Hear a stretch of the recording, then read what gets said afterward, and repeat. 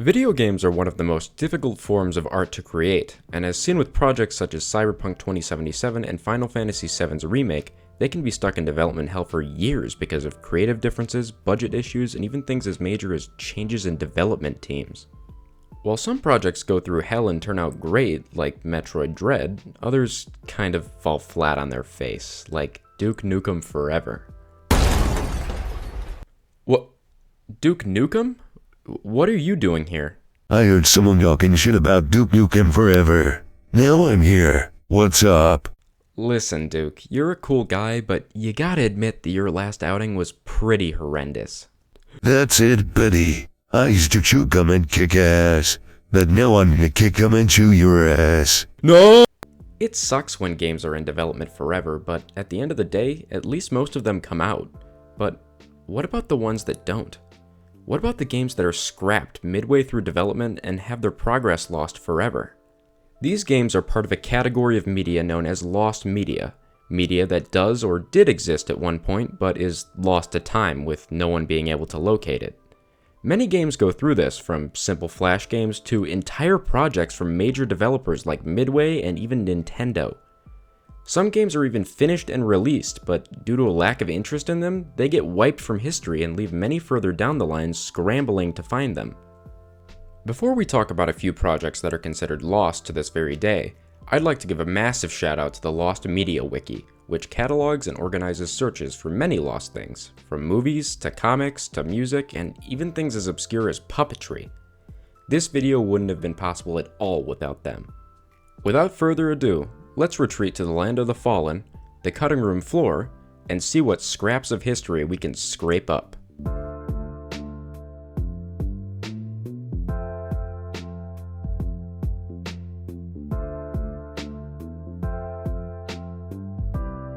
If you know me, which you probably don't since I haven't made a video on any entries in this series yet, you know that I love Doom.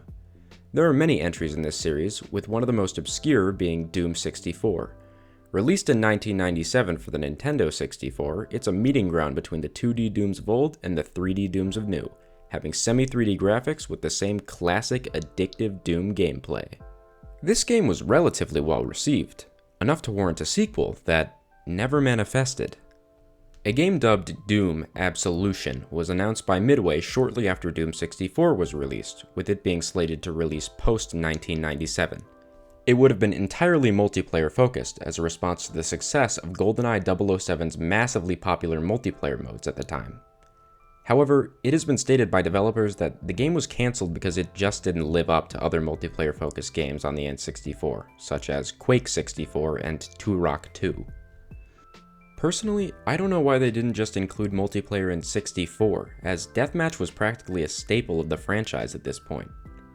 I would guess that not much work was done at all on Absolution before the team realized that the game just wasn't up to snuff and cancelled it.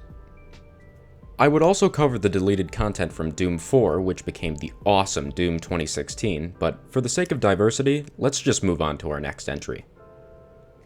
Sonic the Hedgehog is one of the most recognizable video game characters, behind only the likes of Pikachu and Mario. As a result of his popularity, he has plenty of lost game projects under his belt, including an entire mobile game service. Sonic Cafe was launched in 2001 and contained all sorts of games from different Sega properties, from a port of Puyo Puyo Fever to a total of 35 Sonic titles.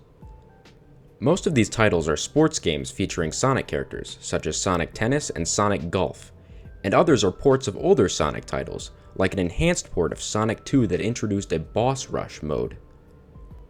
It's cool to see Sonic doing sports as early as 2001, predating the Mario and Sonic at the Olympic Games series.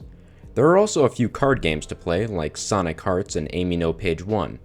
All really cool games, and I wish that they were available today, along with some of the originals that Sega put out on this service. It sucks that only 2 of these Sonic games have been found, Sonic Jump and Shadow Shoot. The biggest loss, however, is Sonic No Casino Poker, a poker game that allowed you to play poker against Sonic and his friends, which is probably somewhere on my bucket list. All in, $5. I match. Fine, I'll call. What do you have? Straight, Jack High. Damn it, I just had Trip Kings. Ha! Moron. You motherfu- Fire Emblem is quite the expansive franchise, with 13 original mainline games, 3 remakes, and a plethora of spin-offs. With such a storied history, it's no wonder that some content managed to slip through the cracks, including 1997's BS Fire Emblem Arcania Saga. This game was an enhanced version of Fire Emblem New Mystery of the Emblem and was released on the Satellaview, a Nintendo satellite streaming-esque service that provided all sorts of exclusive, limited-time games. This game served as a prequel to Shadow Dragon and the Blade of Light, and was the first game in the series to feature voice acting. It was split into 4 separate episodes, each of which featured permadeath, had no battle animations, and included a unique cast of characters from the other episodes, with a few exceptions. This entry is unique because all of the episodes have been found in some form and can be played if you scrounge together the ROM dumps of maps, character sprites, and other gameplay assets.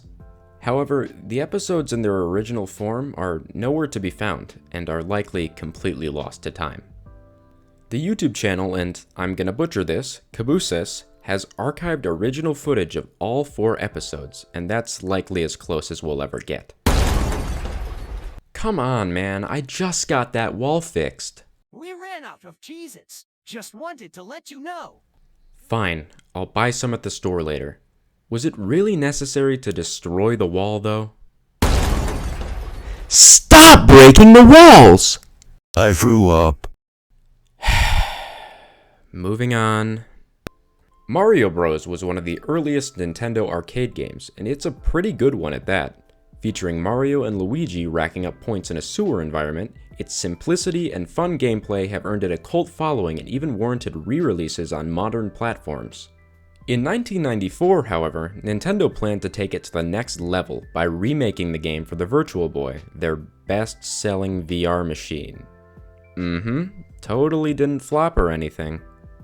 The game was shown at the Shoshikai Software Exhibition in 1994, being revealed along with the Virtual Boy hardware itself. Attendees were invited to play the game, and they were some of the few to ever do so, as by 1995, all mentions of the game were completely gone.